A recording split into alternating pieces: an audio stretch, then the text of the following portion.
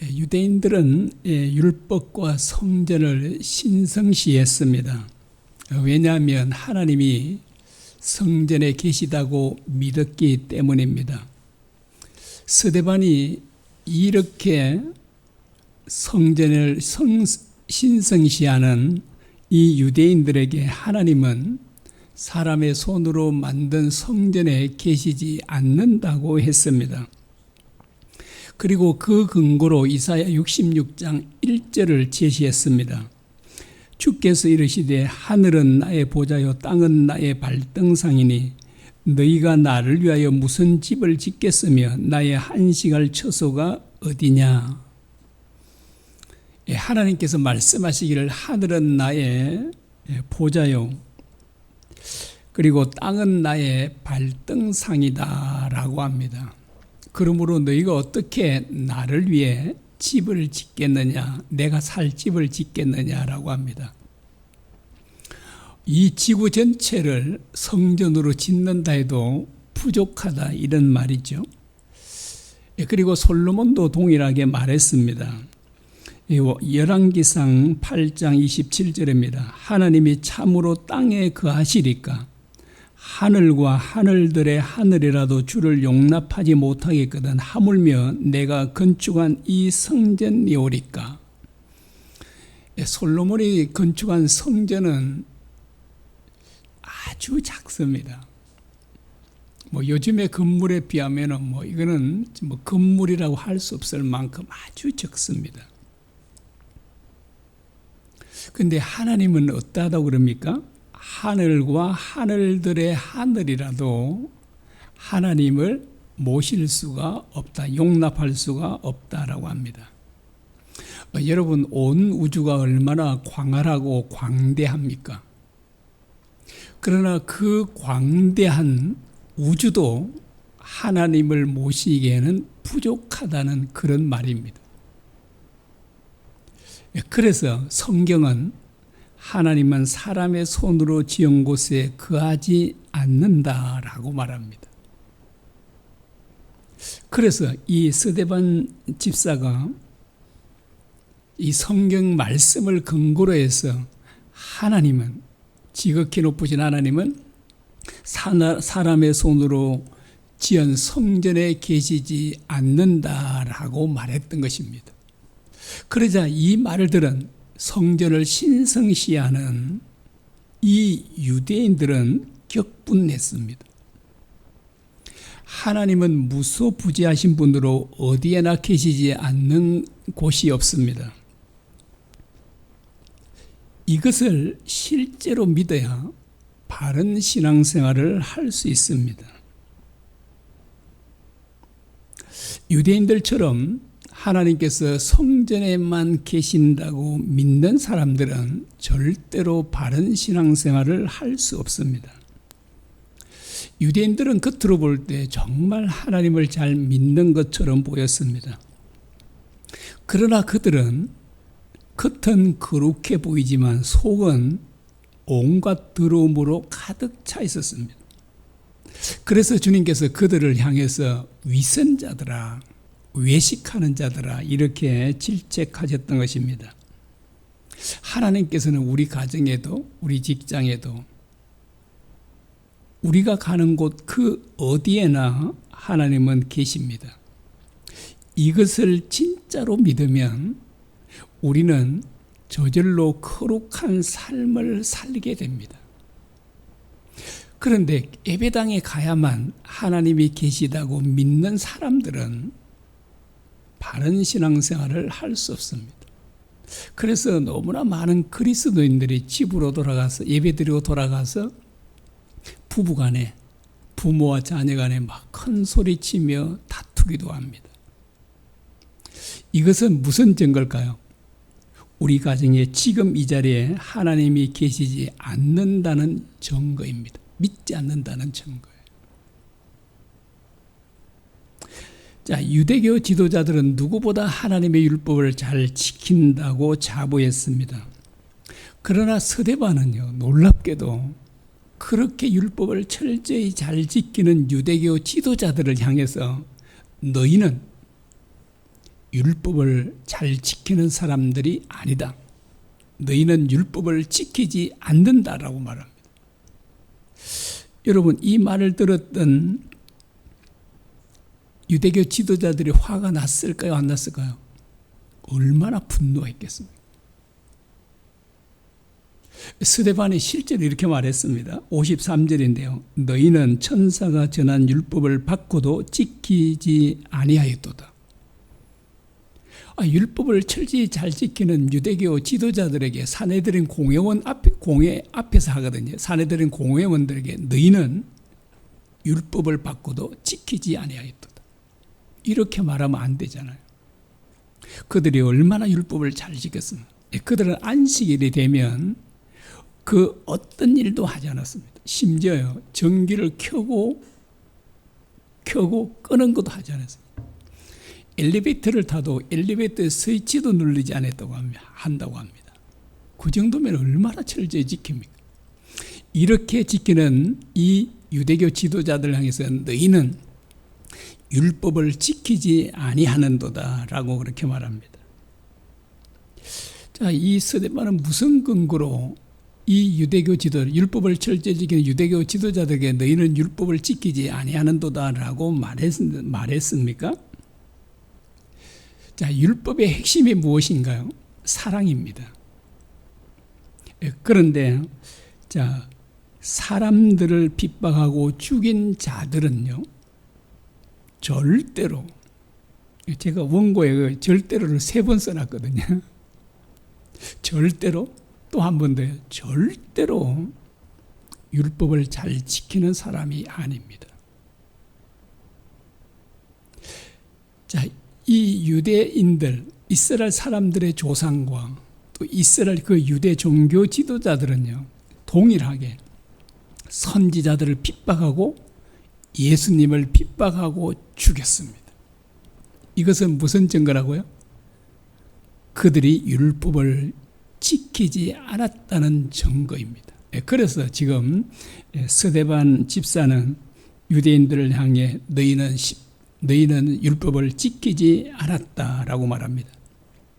여러분, 어떤 사람이 율법을 잘 지키는 사람일까요? 예수님처럼 사람들을 살리기 위해 자기 목숨까지도 내어주는 사람, 이런 사람이 바로 하나님의 율법을 정말 잘 지키는 사람이다라고 합니다. 다른 사람을 비난하고, 다른 사람을 미워하고, 다른 사람을 욕하고, 다른 사람을 죽이고, 이런 사람은 절대로 율법을 잘 지킨 사람이 아니다라고 합니다. 오순절에 베드로 사도가 유대인들에게 복음을 전했습니다. 복음 전할 때 이렇게 말합니다. 너희가 생명의 주를 죽였도다. 너희가 죽인 이 예수를 하나님이 주와 그리스도가 되게 하셨다라고 이렇게 말합니다. 그러자 그들이 마음에 찔려서 이렇게 말합니다. 형제들아, 우리가 어찌할꼬. 그들의 마음에 찔림을 받고 형제들아, 우리가 어찌할꼬 이렇게 합니다. 그러자 베드로 사도가 너희가 각각 회개하고 예수 그리스도를 믿어라. 예수 그리스도를 주인으로 영접하라. 그러면 너희가 죄 사함을 받고 하나님의 자녀가 될 것이다 라고 합니다. 그러자 그 수많은 사람들이, 무려 3,000명이라 그래요. 남자만요. 그 여자들 합치면 한 6,000명쯤 되겠죠. 그 사람들이 회개하고 예수 그리스도를 믿었다라고 합니다. 그래서 그들은 죄 사함 받고 구원을 얻게 된 것입니다. 그러나 보십시오. 일반 백성들은 너희가 생명의 주를 죽였도다라고 하는데 그들은 어떻게 해요? 마음에 찔려서 회개하잖아요. 그런데 사내들인 공회원들, 이 유대교 지도자들은요, 그 말을 동일하게 들었잖아요. 너희가 예수님을 잡아 죽였다. 그런데 그들은 그렇게 들었으면 베드로 사도가 전하는 메시지를 일반 백성들이죠. 일반 백성들처럼 회개해야 되잖아요. 그런데 이들은 회개하지 않습니다. 여러분, 평신도들이 회개를 잘할까요? 목사님들이 회개를 잘할까요? 두말할 필요 없이 평신도 여러분들이. 지도자들은 대체로 교만해서 회개를 잘 하지 않습니다. 그리고 지도자들 가운데 위선자들이 평신도들보다 훨씬 더 많습니다. 그래서 제가 한때 정말 목사가 내가 왜 됐을까 막 그렇게 정말 그런 적이 있었습니다. 내가 목사가 안 됐으면 얼마나 좋았을까. 혹시 여기 목사가 되려고 하는 분은 안 계시죠? 아예 하지 마십시오, 목사. 외식하기도 쉽고요. 교만해서 회개하기도 참 쉽지 않습니다. 자, 일반 백성들은 그 메시지를 듣고 회개하고 예수님을 믿었지만 유대교 지도자들은요, 그들은 도리어 분노하고 이를 갑니다. 한번 보시겠습니다. 54절에 그들이 이 말을 듣고 마음에 찔려 그를 향하여 이를 갈거늘 이렇게 말합니다. 자, 이 스데반 집사가 격분한 유대교 지도자들에게 이렇게 말합니다. 이제 마치요, 정말 그들의 마치요, 불타는 곳에 기름을 끼얹는 것처럼 그런 말을 합니다. 55절입니다. 스데반이 성령 충만하여 하늘을 우러러 주목하여 하나님의 영광과 및 예수께서 하나님 우편에 쓰신 것을 보고 말하되 보라 하늘이 열리고 인자가 하나님 우편에 쓰신 것을 보노라 한대라고 합니다. 제가 은퇴를 하고 개척을 우리 단 후임자 목사님이 반대를 해서 개척을 포기하고 있었거든요. 한 달에 한 번 설교했는데 그때 이 본문을 통해서 제가 다시 개척을 시작해서 여러분들을 만나 뵙게 된 겁니다. 아마 이 말씀이 아니었다면 저는 개척도 하지 않겠죠. 아마 여러분도 그러면 이 부활 소망계는 이 땅에 없을 것이고 여러분을 아마 만나지도 못했을 것입니다. 여기서 지금 스데반 집사가 무슨 말을 하는지 아시겠죠? 너희가 죽인 예수님이 살아서 우편에 서 계신 것을 지금 내가 보고 있노라 라고 말합니다. 자, 너희가 죽인 예수님이 살아서 하나님 우편에 서 있는 것을 내가 보고 있다라고 말합니다. 자, 이 말을 들은 유대교 지도자는 더 완전히 그 도무지 참을 수 없는 격분이 일어났죠. 그래서 자, 이 스데반 집사를 성 밖으로 끌고 와서 돌로 치기를 시작합니다. 이때 스데반 집사가 돌에 맞아 죽어가면서 두 가지 기도를 드립니다. 첫 번째가 59절입니다. 그들이 돌로 스데반을 치니 스데반이 부르짖어 이르되 주 예수여 내 영혼을 받으시옵소서 하고 라고 말합니다. 자, 첫 번째 기도가 뭐라고요? 주 예수여, 예수님 내 영혼을 받아주십시오 라고 합니다. 이제 좀 있으면 이제 숨이 거두게 되잖아요. 이제 죽어가면서 이 첫 번째 기도는 주여, 주 예수여 내 영혼을 받으시옵소서 라고 합니다. 예수님께서도 동일한 기도를 드리셨습니다. 누가복음 23장 46절입니다. 예수께서 큰 소리로 불러 이르시되 아버지 내 영혼을 아버지 손에 부탁하나이다 하고 이 말씀을 하신 후 숨지시니라 라고 말합니다. 예수님께서 자신의 영혼을 누구에게 부탁했습니까? 맡기셨습니까? 아버지께 맡겼죠. 왜 예수님은 자신의 영혼을 아버지께 맡겼을까요? 하나님 아버지께서 영원히 살아계심을 믿었기 때문입니다. 서대반도 무덤에 묻혀 있는 예수님이라면 그 영혼을 예수님에게 맡기지 않았을 것입니다. 무덤 속에 누워 있는 사람들은 우리의 영혼을 보호해줄 수 없죠. 그러므로 그분은 그 사람들에게 맡길 수 없잖아요. 무덤 속에 죽어 있는 사람이 무엇을 해줄 수 있겠습니까? 그래서 이 스데반 집사가 자신의 영혼을 예수님께 맡겼던 것은 예수님이 살아계신 것을 실제로 보았기 때문입니다. 그 다음에 스데반의 이제 두 번째 기도가 60절에 나옵니다. 무릎을 꿇고 크게 불러 이르되 주여 이 죄를 그들에게 돌리지 마옵소서 이 말을 하고 자니라. 여기에 잔다는 말은 무슨 말인가요? 죽었다는 말이죠. 숨을 거두었다, 죽었다 이런 말입니다. 자, 스데반이 두 번째는 어떤 기도를 드렸습니까? 주여, 이 죄를, 나를 죽이는 이 죄를, 살인죄를 용서해 주십시오 라고 기도합니다. 요한일서 3장 15절에 보면 살인한 자들은 영생을 얻을 수 없다고 말씀합니다. 자, 살인하는 자마다 영생이 그 속에 거하지 아니하는 것을 너희가 아는 바라 라고 합니다. 자, 지금 스데반 집사는 어떤 기도를 드립니까? 살인죄는 영생을 얻지 못한다 그러잖아요.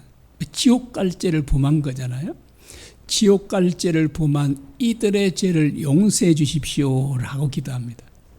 그리고 이 스데반의 기도대로 하나님께서 그들의 죄를 용서한다면 어떻게 될까요? 회개하고 자, 이렇게 그들이 돌아오면 용서를 받는다면 어떻게 될까요? 당연히 그들도 천국에 갈 것입니다. 천국에 가면, 그들이 천국 가면 그 원수들이, 자기를 죽이는 원수들을 만나게 되고 그들과 함께 천국에서 영원히 살아야 되는 것입니다. 스데반은 이렇게 되기를 기도하고 있는 것입니다. 여러분, 철천지 원수와 함께 천국에서 가서 살고 싶으신가요? 스데반 집사는 그걸 원한 거예요. 하나님, 자, 나를 죽이는 저 원수들을, 철천지 원수들을 용서해서 천국에 갈 수 있도록 해 주십시오. 그래서 그 나를 죽이는 원수들과 함께 천국에서 영원히 살게 해 주십시오라고 기도했던 것입니다. 자, 우리 하나님께서도요. 우리 하나님께서는 악인들이 멸망하는 것을 기뻐하지 않으십니다. 하나님께는 악인들이 회개하고 돌아오는 것을 정말 기뻐하십니다. 자, 이 스데반 집사의 마음이 누구의 마음과 같습니까? 하나님 아버지의 마음과 동일하지 않습니까? 자, 예수님께서도 동일한 기도를 드리셨죠. 누가복음 23장 34절입니다. 아버지, 저들을 사하여 주옵소서. 자기들이 하는 것을 알지 못함이니이다 라고 합니다. 예수님께서도 자기를 죽이는 그 원수들을 어떻게 해요? 사해달라고, 그들의 죄를 사해달라고 기도합니다. 자, 보십시오. 예수님의 마음도 하나님의 마음과 동일하죠. 스데반 집사 마음도 하나님의 마음과 동일합니다. 예수님께서 원수를 어떻게 하라고 하셨습니까? 원수를 사랑하라 하셨죠. 이렇게 말씀합니다. 마태복음 5장 44절입니다. 나는 너희에게 이르노니 너희 원수를 사랑하며 너희를 박해하는 자를 위하여 기도하라. 이같이 한즉 하늘에 계신 너희 아버지의 아들이 되리니 이는 하나님이 그 해를 악인과 선인에게 비추시며 비를 어려운 자와 불의한 자에게 내려 주심이라 라고 합니다. 자, 예수님께서는 원수를 사랑하는 사람이, 원수를 용서해 주는 사람이 어떤 사람이라고요? 하나님의 자녀들이다 라고 이렇게 말합니다. 왜 원수를 사랑하고 원수를 용서해 주는 사람이 하나님의 자녀라고 합니까? 자녀는 부모를 닮기 때문에 그렇습니다. 자, 하나님께서는 그 마태복음 5장 45절에 뭐라고 하죠? 악인들에게도 햇빛과 비를 내려주신다라고 말합니다. 제가 참 어리석은 생각을 참 많이 했었습니다. 제가 그런 얘기를 많이 했는데요. 용서하고 들으십시오. 제가 예를 드는 거니까, 제가 하나님이라면 예수님을 안 믿는 사람들의 논이나 밭에는 햇빛과 비를 전혀 내려주지 않을 것입니다. 그래서 오직 어떻게 해요? 예수 믿는 사람 논과 밭에만 햇빛과 비를 주는 거예요. 그래서 햇빛과 비가 안 내리면 어떻게 돼요? 농사 지을 수가 없잖아요. 그러면 그 안 믿는 사람들이 어떻게 할까요? 이거 뭐 두말할 필요 없이, 그치, 예수 믿어야지 그 햇빛과 비를 주시는 거는. 그럼 다 교회 나올 건데, 그럼 전도하러 갈 필요도 없잖아요. 여러분, 제가 지혜롭습니까? 안 지혜롭습니까? 어마어마하게 지혜롭잖아요. 하나님 왜 나처럼 안 하실까? 나처럼 하시면 다 될 텐데. 그런데 여러분, 의인들에게 햇빛과 비를 내려주시고 악인들에게 햇빛과 비를 내려주시지 않는다면 어땠을까요? 우리 이 자리에 나올 수 있었을까요? 없을까요? 우리도 안 믿을 때 있었잖아요. 우리도 정말 죄인들입니다.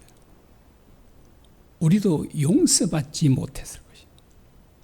그런데 우리 같은 죄인들에게도, 원수들인 우리들에게도 하나님께서 용서해 주심으로 말미암아 우리가 이 자리에 나왔다는 것을 기억해야 합니다. 여러분, 하나님의 이런 사랑이 없었다면 어떻게 우리가 구원을 얻을 수 있겠습니까? 하나님의 자녀들은 당연히 하나님처럼 살아야 합니다. 자, 여러분은 하나님처럼 살고 계신가요? 이거 사람이 어떻게 하나님처럼 삽니까? 그런데 하나님처럼 사는 사람들이 많습니다. 누가 그렇게 살았다고 오늘 본문에서는요, 스데반 집사가 하나님처럼 살았습니다. 그 한 선교사 부부가 세 자녀와 함께 선교하려고 인도로 갔습니다. 그래서 인도에 가서 나환자 병원과 교회를 섬기며 살았습니다. 그런데 그 남편과 두 아들이 이제 딸과 아내를 두고요, 캠프를 갔습니다. 캠프를 갔는데 힌두교 광신자들이 그 남편과 두 아들을 살해했습니다. 하루아침에 자기 남편과 두 아들을 잃은 엄마와 그 어린 딸이 얼마나 절망했겠습니까? 보통 사람 같으면 모든 것을 다 포기하고 고국으로 다시 돌아왔을 것입니다.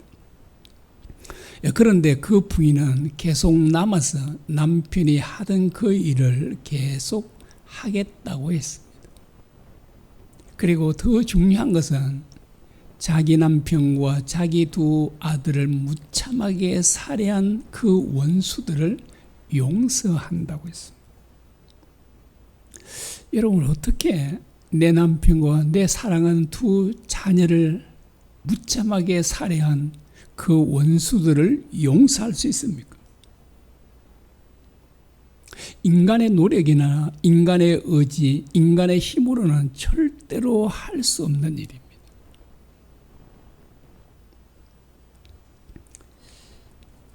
혹시 여러분 돌로 맞아 본 적이 있으신가요?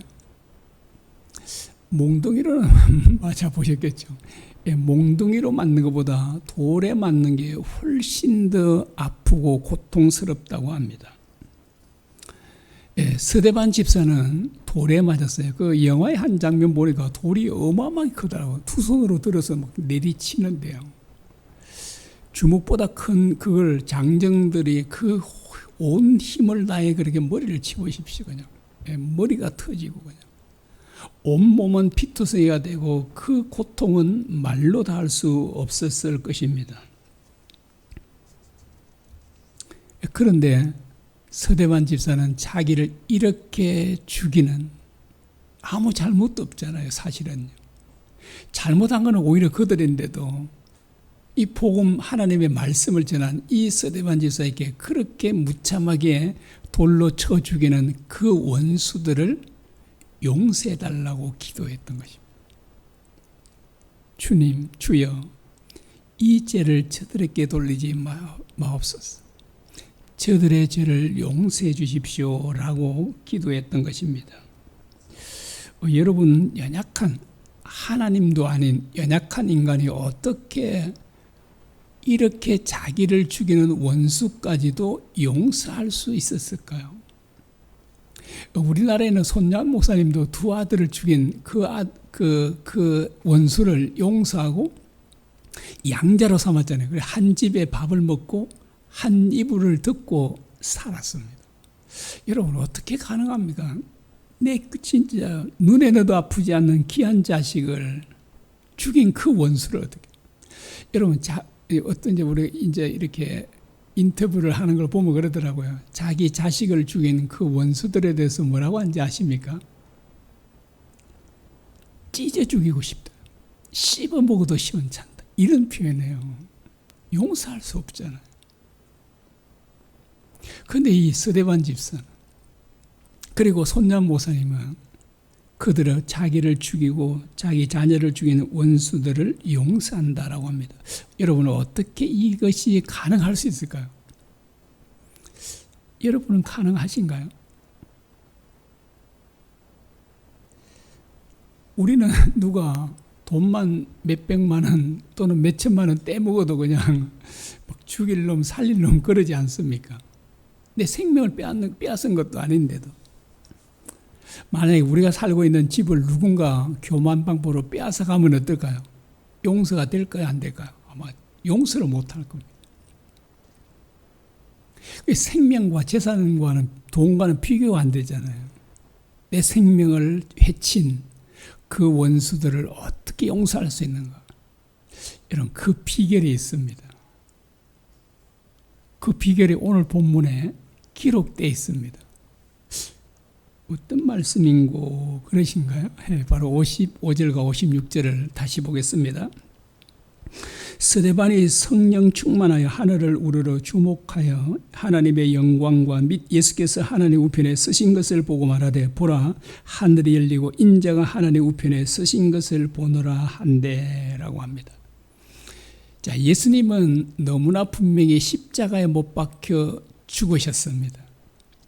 이것을 빌라도 총독이 확인까지 했습니다. 그 군병들을 보내서 확인까지 했습니다. 자, 그리고 아리마대 요셉과 니고데모가 예수님을 무덤에까지 장사 지냈습니다. 실제로 죽은, 확실하게 죽은 예수님은 어디 있어야 되죠? 하늘에 있으면 안 돼요. 어디 있어야 됩니까? 당연히 그 예수님 묻힌 무덤에 있어야죠. 자, 그런데 무덤에 누워 계셔야 할 그분이 어디 있다고요? 하나님의 보좌, 하늘나라에 있다. 이것을 스데반 집사가 두 눈으로 똑똑하게 목격했던 것입니다.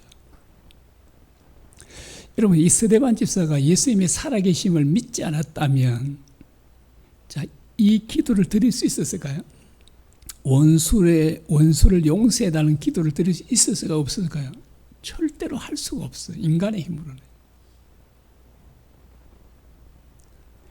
자, 예수님이 죽어서 무덤 가운데 누워 계시고 하늘에 계시지 않았다면, 누워 계시고 사시 살아나지 못했다면, 이 스데반 집사는 절대로 이 원수들을 용서해달라고 기도할 수가 없는 것입니다. 그런데 스데반 집사는 정말 하늘이 열리고 예수님께서 하나님 우편에 서 계신 것을 두 눈으로 똑똑하게 목격했습니다. 그래서 그는 너무나도 감격하면서요, 그 영광을 바라보면서 이렇게 큰 소리로 외친 겁니다. 보라, 하늘이 열리고 인자가 하나님 우편에 서신 것을 보노라 라고 외칩니다. 여러분, 정말 이 장면을 보게 된다면 얼마나 감격하겠습니까? 십자가에 못 박아 죽으신 예수님이 살아 계시다는 것은 참으로 어마어마한 일이 아닐 수 없습니다. 제가 전에도 말씀드렸지만 십자가에 못 박아 죽으신 예수님이 부활하시고 살아 계시다는 것은 제가 볼 때 온 우주 만물을 창조한 사건 이상이 되지 않을까라고 하는 정도면, 이게 뭐 보통 일이에요. 어마어마한 일이에요. 여러분, 예수님께서 십자가에 죽으시고 부활하시고 하나님 우편에 계시다는 것은 뭘 의미할까요? 그분의 대속의 죽음이 완벽했다는 것을 의미합니다. 그러므로 누구든지요, 예수님을 자신의 주인으로 영접하면 죄 사함을 받고 하나님의 자녀가 됩니다. 천국에서 영원히 살게 됩니다. 제3을 받지 못한 사람들은 어떻게 될까요? 그 사람은 반드시 지옥에 갈 것입니다. 저는 이 말씀을 준비하면서도 이 말씀이 정말 다시 한번 제 마음에 확 믿어지는 거예요. 아, 진짜 예수님 부활하셨구나. 그리고 예수님이 정말 부활하셨다면 천국과 지옥이 너무나도 존재하는 게 확실하더라고요. 그래서 이 스데반 집사가 천국에 계신 주님을 본 이 장면이 저를 오늘날 같이 변화시켰습니다. 은퇴하고 나서요. 제가 그렇지 않았다면 한 달에 한 번 설교하고 바둑이나 뜨면서 아주 여유롭게 살다가 끝났을 거예요. 그런데 이 장면을 보고 제게 은혜를 얼마나 많이 부어주니 이 은혜를 받고 제가 진짜 죄를 이기는 삶을 살게 된 겁니다. 저도 뭐 형제를 사랑하라 하는 게 이 말씀을 지킬 수 있다고 설교해 본 적이 없거든요. 우리가 주님께서 세 계명을 주셔서 우리가 주님 말씀대로 살아봅시다. 뭐 이 정도로는 했을까? 이 말씀대로 살 수 있다고 그렇게 해본 적이 설교해 본 적이 없었습니다. 그러나 주님의 은혜가 임하니까요. 얼마든지 가능할 수 있다라고 하는 것입니다. 여러분, 서대반 집사는 우리와 특별하게 다른 사람이 아니라 우리와 똑같은 사람입니다. 그런데 얼마든지 할 수 있습니다. 주님은 왜 서대반 집사에게 자신의 살아계심을 보여주셨을까요? 왜 보여주셨을까요?